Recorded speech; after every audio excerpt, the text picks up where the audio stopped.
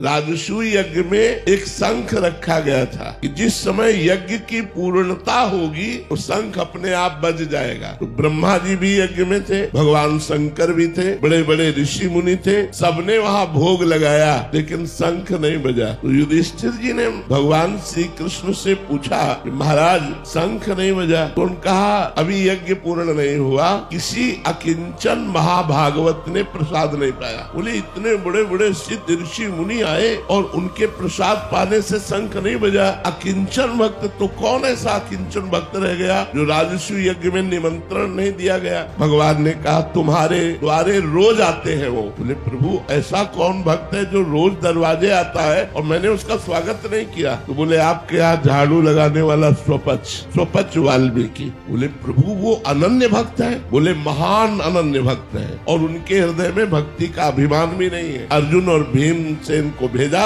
जाओ उनके घर और उनको निमंत्रण देके बुलाओ और रसोई तैयार करें द्रौपदी, और जब उनको सम्मान से पवाओगे तब यज्ञ पूर्ण होगा। तो स्वपच वाल्मीकि के यहाँ जब अर्जुन और भीम जी गए तो वो रो रहे थे भगवान का नाम जप करते हुए, हा कृष्ण हाँ कृष्ण। भीमसेन ने देखा कि अरे इनको तो कोई जानता ही नहीं कि ऐसे महान भक्त हैं। ये तो एक हाथ में डलिया एक हाथ में झाड़ू लिए दोना पत्थर वहाँ उठाते, लेकिन ऐसे महान भक्त जो इस साष्टांग दंडवत किया। तुम कहा अरे मालिक आप ये क्या कर रहे हो, हम तो आपके नौकर हैं, हम तो आपके द्वारा पोषित है। उन्होंने कहा भगवान श्री कृष्ण ने अब आपका रहस्य खोल दिया है, अब आपको निमंत्रण देने आए हैं और आपको। बोले हम तो रोज जूठन पाते हैं, हमें निमंत्रण की क्या जरूरत। बोले नहीं भगवान ने कहा, भगवान की तरफ प्रलय कोप से कहा कि मैं छुप करके आपका भजन करना चाहता हूँ, लेकिन आप प्रकाशित ही करना चाहते हैं। तो यदि आप प्रकाशित करना चाहते हैं तो मैं छुप कैसे सकता हूँ, अवश्य आऊंगा। तो उनको पालकी में बैठाल करके राजसूय यज्ञ में बुलाया गया। द्रौपदी जी ने स्वयं भोजन तैयार किया और जब वो पाने बैठे